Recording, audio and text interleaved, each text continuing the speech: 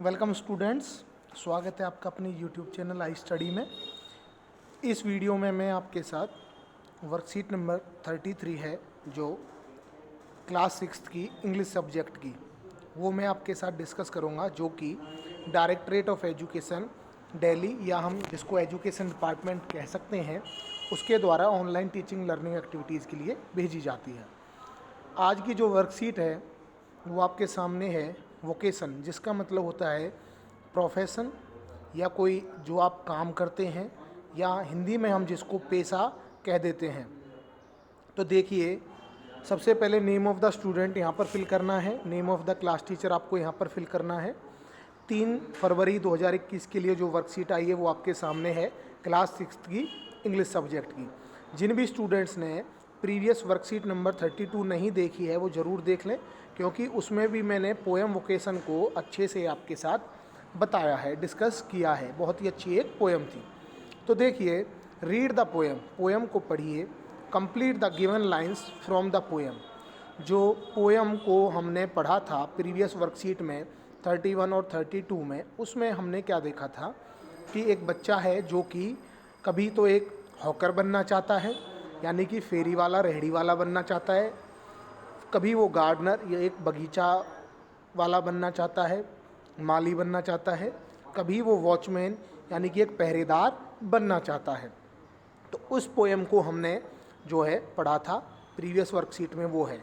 तो अब क्या कहता है कि आपको ये जो है कंप्लीट करना है, इसके बाद की जो लाइंस थी हर किसी में, ठीक है, complete the given lines from the. तो सबसे पहले जो पोएम में क्या था, आई विश, मैं उम्मीद करता हूँ या मैं प्रार्थना करता हूँ, आई वर ए हॉकर, कि काश में एक क्या होता, हॉकर होता, फेरी वाला होता, ठीक है। तो उसके बाद जो लाइन थी वो हम यहाँ पर लिखेंगे। ऐसे ही आई विश, कि मैं विश करता हूँ कि आई वर ए गार्डनर, कि मैं एक माली होता, उसके बाद की लाइन हमें यहाँ लिखनी है। और आई wish I were A watchman, कि मैं एक वॉचमैन होता, तो उसके बाद की लाइन हमें यहाँ पर लिखनी है। तो देखिए, पोएम में जो दिया हुआ था वो इस तरह से था, आई wish I were A hawker, कि मैं विश करता हूँ कि मैं एक हॉकर होता, फेरी वाला होता, स्पेंडिंग माई डे, अपना पूरा दिन कहाँ पर बिताता, इन द रोड, रोड पर, क्राइंग, चिल्लाते हुए, बैंगल्स, क्रिस्टल बैंगल्स, चूड़ियाँ, कांच की चूड़ियाँ। इसके बाद क्या है, आई wish I were a gardener, कि मैं विश करता हूँ कि मैं एक माली होता, digging away at the garden, कि जो गार्डन में, बगीचे में, डिगिंग यानी कि खोदता, with nobody to stop me from digging, और कोई भी मुझे खोदने से ना रोकता। आई wish I were A watchman, कि मैं एक वॉचमैन होता, वॉकिंग स्ट्रीट ऑल नाइट, पूरी रात गली में घूमता, chasing the shadows with my lantern, lantern होती है लालटेन, और लालटेन की सहायता से अपनी जो परछाई है, शैडो है, उसी की, उसको मैं पीछा करता।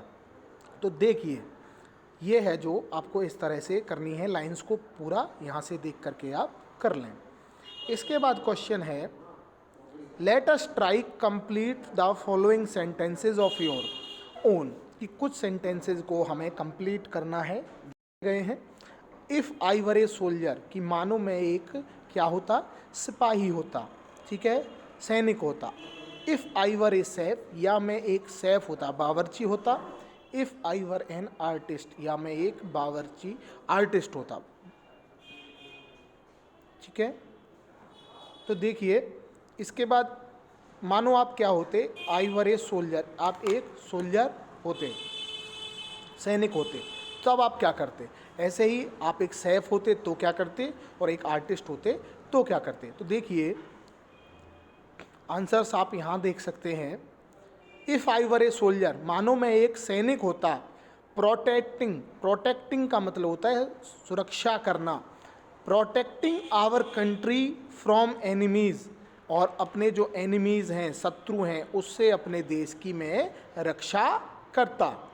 अब क्या कहता है, आई वर ए सेफ, कि मैं मानो एक सेफ होता, बावर्ची होता, making different types of food, अलग अलग तरह का फूड बना रहा होता।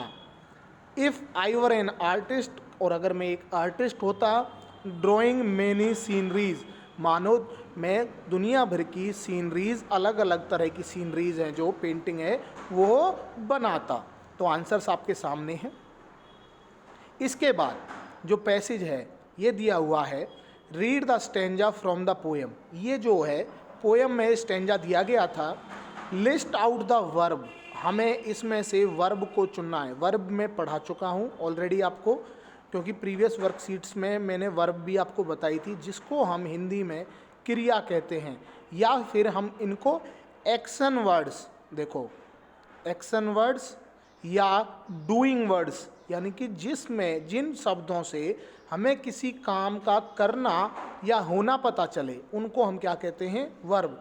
जिन वर्ड्स की सहायता से हमें ऐसा लगे कि कोई काम हो रहा है तो उसको हम वर्ब कहते हैं, इसीलिए इनको हम एक्शन वर्ड या डूइंग वर्ड्स भी कहते हैं। तो देखिए स्टेंजा क्या है, व्हेन एट 4, कि जब 4 बजते हैं, इन द आफ्टरनून, दोपहर बाद, I come back from the school, मैं अपने स्कूल से वापस आता हूँ।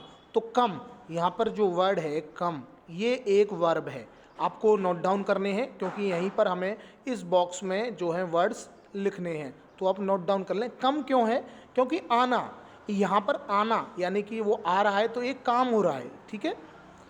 आई can see through the gate, मैं देख सकता हूँ थ्रू द गेट, गेट में से, तो सी का मतलब देखना, तो सी भी हुआ। Of that house the garden digging the ground, उस घर में से, उस घर के गेट में से देख सकता हूँ जो गार्डनर है, जो माली है, वो क्या कर रहा है, डिगिंग यानी कि डिगिंग यानी कि खोद रहा है। तो डिगिंग क्या हो गया, एक वर्ब हो गया, ठीक है, जो कि ज़मीन को खोद रहा है।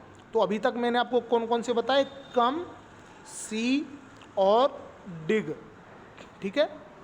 इसके बाद है he does what he likes with his spade, वो वह करता है जो उसे करना पसंद है, लाइक, ठीक है। तो ये एक वर्ड है, अपने स्पेड से यानी कि अपने फावड़े से।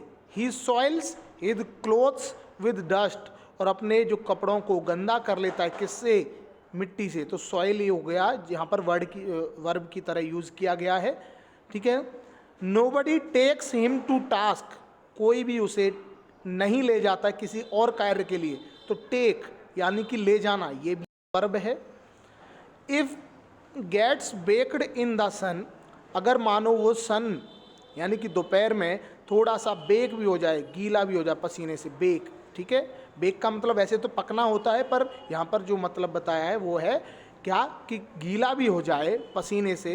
Gets wet, I wish I were a gardener, मैं उम्मीद करता हूँ कि मैं एक गार्डनर होता। डिगिंग अवे, तो फिर डिग वर्ड है।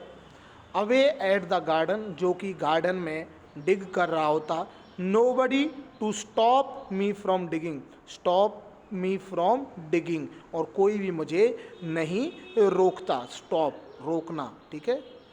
किसी को आप रोकोगे तो वो भी एक तरह से काम ही तो हुआ, तो स्टॉप, क्योंकि स्टॉप की जो सेकंड और थर्ड फॉर्म में वो क्या है, स्टॉप्ड, ठीक है।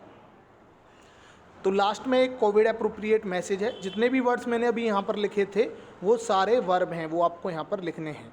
लास्ट में कोविड अप्रोप्रिएट बिहेवियर है, 6 फीट या 2 यार्ड्स की हमें डिस्टेंसिंग रखनी है।